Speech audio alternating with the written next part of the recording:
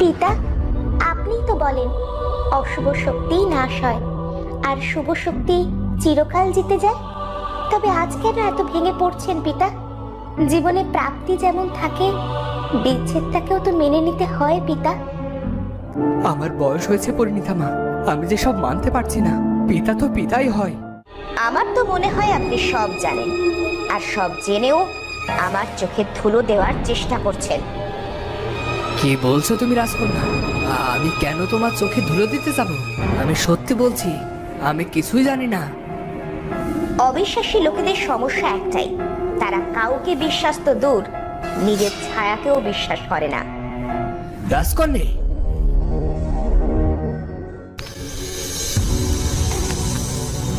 আগুনের শিখাগুলো কেমন করে যেন জ্বলছে, যেন ওরা সব দিকে পাহারা দিচ্ছে। কিন্তু কাউকে দেখতে পারছি না কেন? এখানে কি তবে কেউ নেই? কিন্তু পরিরাজ তো বলেছিল। তখন আগুনের শিখা কথা বলতে শুরু করলো। তোমরা কারা? এখানে তোমরা কেন এসেছো? কি চাই তোমাদের? আমাদের কিছু চাই না অশুভরাজ, আমরা এসেছি আপনাকে একটা খবর দিতে। কিসের খবর? আমার খবর আমি নিতেই পারি। তোমরা চলে যাও। তোমরা দুজন শুভ শক্তির রক্ষক। এমন কি ঘটলো যাতে তোমাদের প্রেত রাজ্যে আসার প্রয়োজন পড়লো? আপনার শক্তির অপব্যবহার করা হচ্ছে অশুভরাজ। আপনি তো আপনার শক্তির বরদান করেন যাতে প্রকৃতি আর আপনার জাতির উপকার হয়, কিন্তু সে তো নিজের স্বার্থে আপনার শক্তির অপব্যবহার করছে। কে সে? কার এত বড় সাহস যে সে আমার আদেশ ভঙ্গ করে? রাজকন্যা সুপ্রিয়া। ও তো কোনো রাজকন্যা নয়, ও তো এক বিধবা অবলা নারী। ও আমার নিজের বোন। শুধু তাই নয়, এখন সে প্রাসাদে আছে। কি? ও আমার সাথে চালাকি করেছে? এত সাহস ও কোথায় পেল? ওদিকে রাজপুত্র আর পরিণীতার নির্ধারিত এক প্রহর ফুরিয়ে আসার সময় হয়ে গেল। আমাদের এক প্রহর হতে আর বেশি দেরি নেই রাজপুত্র, চলো আমরা এখনই পরিরাজ্যে ফিরে যাই। হ্যাঁ পরিণীতা, চলো, আমাদের ফেরা উচিত। তখন পরিণীতা আর রাজপুত্র পরিরাজ্যে ফিরে এলো। পরিরাজ ওদের ফিরে আসার জন্য অপেক্ষা করছিল। তোমরা ফিরে এসেছো, আমার ভীষণ ভালো লাগছে। তোমাদের কি অশুভ রাজের সাথে দেখা হয়েছিল? হ্যাঁ, কথাও হয়েছে। তবে আমাকে দয়া করে এখনই প্রাসাদে পৌঁছে দিয়ে এসো। না জানি এখন প্রাসাদে আমাকে দেখতে না পেয়ে কি যে হচ্ছে। কোনো ভয় নেই, তুমি মাত্র এক পলকের জন্যই প্রাসাদে ছিলে না। এসো, আমি এখনই তোমাকে প্রাসাদে পৌঁছে দিচ্ছি। তোমাকে একা কিছুতেই প্রাসাদে যেতে দিতে ইচ্ছে হচ্ছে না আমার, কিন্তু তোমাকেই তো সবটা নজরে রাখতে হবে পরিণীতা। তুমি সাবধানে থেকো। আমি তোমার ফেরার অপেক্ষা করব, তুমি সঠিক সময় ফিরে এসো। ওদিকে রাজকন্যা সুপ্রিয়ার মনে কেমন খচখচ করছে। তার মনে হচ্ছে পরিণীতা প্রাসাদে নেই। কিন্তু সে দেখল পরিণীতা মহারাজের কক্ষের দিকে যাচ্ছেন। সেও চুপি চুপি পরিণীতার উপর নজর রাখল। মা পরিণীতা, এরই মধ্যে শরবত তৈরি করা হয়ে গেল। বাহ, চোখের পলকেই সব হাজির। এইটুকু তো খেতেই হবে পিতা, আপনি তো নাওয়া খাওয়া সব ছেড়ে দিয়েছেন। এভাবে চলতে থাকলে তো হবে না পিতা, শরীরটাকে তো দেখতে হবে।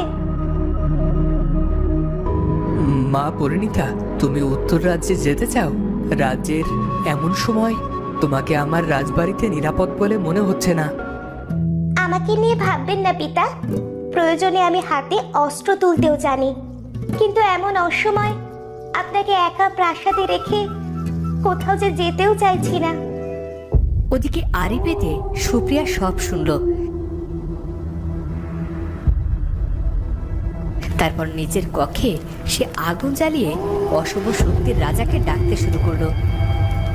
অশুভরাজ, অশুভরাজ, আপনি কি আমার ডাক শুনতে পাচ্ছেন? আপনার জন্য পবিত্র আগুন জ্বালিয়েছি, আপনি আমার সামনে আসুন। তুই আমাকে মিথ্যা বলছিস?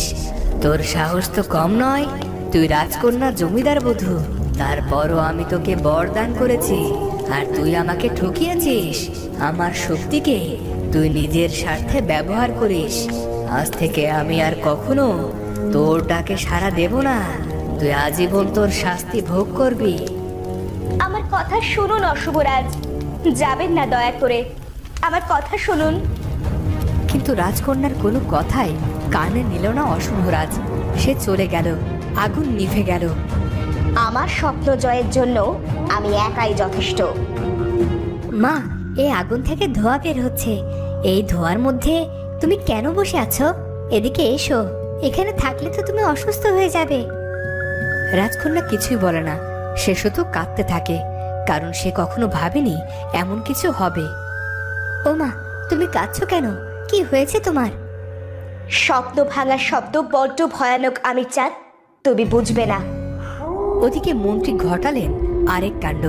সে লুকিয়ে এলো রাজবাড়িতে আর মহারাজের সামনে গিয়ে দাঁড়ালো। তুমি এখানে এলে কেমন করে? তোমার সাহস তো কম নয়। মহারাজ, উত্তেজিত হবেন না। আপনার বয়স হচ্ছে, এত উত্তেজনা আপনাকে মানায় না।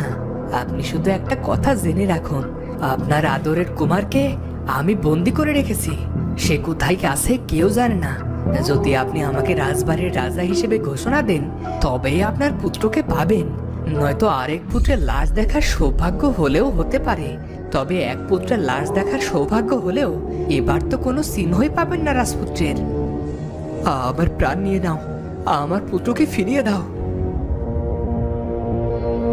আমার শর্ত না মানলে কি কি হতে পারে আপনি পরিকল্পনা করতেও পারবেন না।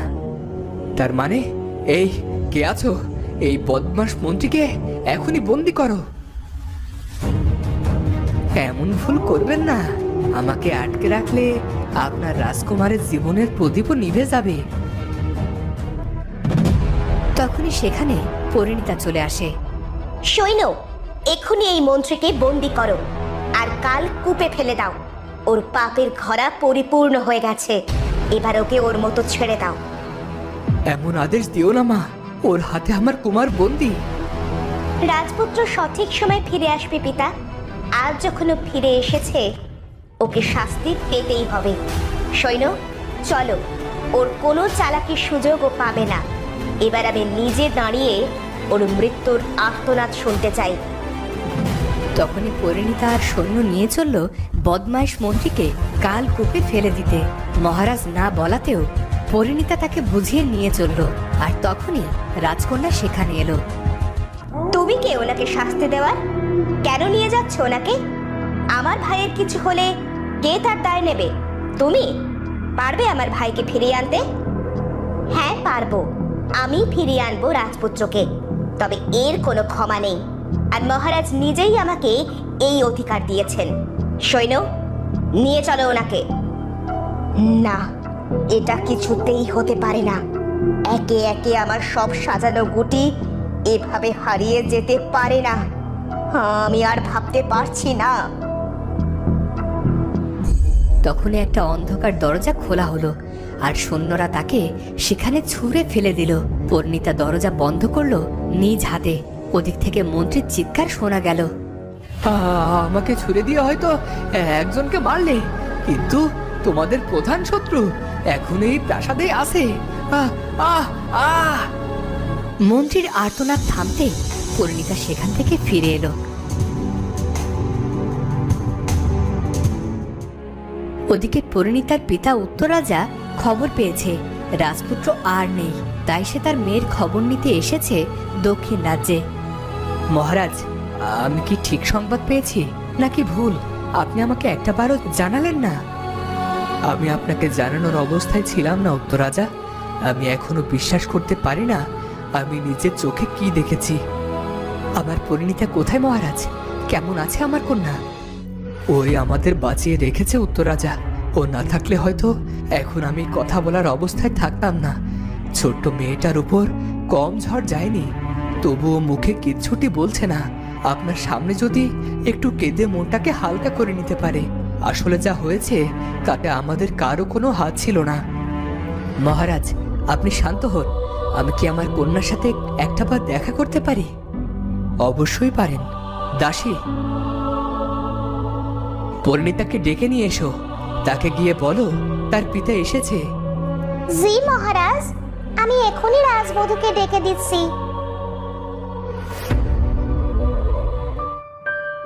তখন দাসী গেল পরিণীতার কাছে। পরিণীতার কোমল মন, কাউকে সে মৃত্যুদণ্ড দিতে পারে, সে সেটা নিজেই বিশ্বাস করতে পারছে না। আমি এটা কেমন করে করতে পারলাম? আমি কারো প্রাণ নিতে চাইনি, কিন্তু কি যে হলো, না জানি মহারাজ আমাকে কি ভাবছেন। আপনি ঠিক করেছেন যুবরানী, ও তো যুবরাজের প্রাণ নিয়েছে। কথায় বলে না, কর্মফল, ও উপযুক্ত কর্মফলই পেয়েছে। তুমি এ সময় এখানে কেন শঙ্খমালা? রাজকন্যা আর আমির চাঁদের খেয়াল রাখো, যতই হোক ওরা আমাদের অতিথি। জি রাজবধূ, আমি গিয়েছিলাম, কিন্তু রাজকন্যা তো আমাকে দূর দূর করে তাড়িয়ে দিল। ও, আসল কথাই তো বলতে ভুলে গেছি, আপনার পিতা উত্তর মহারাজ এখানে এসেছেন, আপনাকে উনি ডেকেছেন। বাবা এসেছে এতদিন পর? তুমি যাও শঙ্খমালা, আমার বাবাকে আপ্যায়নের ব্যবস্থা করো, আমি এখনই সেখানে যাচ্ছি। আমার তো মনে হয় আপনার পিতা আপনাকে নিয়ে যেতে এসেছে। আপনাকে উত্তরে নিয়ে গেলে আপনি আমাকেও আপনার সাথে নিয়ে যাবেন। আমি একা একা আপনাকে ছাড়া এখানে থাকবো না। আচ্ছা, সে দেখা যাবে, এখন নিজের কাজে যাও। তো বন্ধুরা, উত্তর মহারাজ কি পরিণীতাকে তাদের রাজ্যে নিয়ে যাবে? রাজপুত্র কবে ফিরবে পরিরাজ্য থেকে, সেটা জানবো আমরা পরবর্তী পর্বে। আর আজকের ভিডিওটি ভালো লাগলে অবশ্যই চ্যানেলটি সাবস্ক্রাইব করে বেল আইকনটি বাজিয়ে দিও। দেখা হচ্ছে পরের ভিডিওতে। ধন্যবাদ।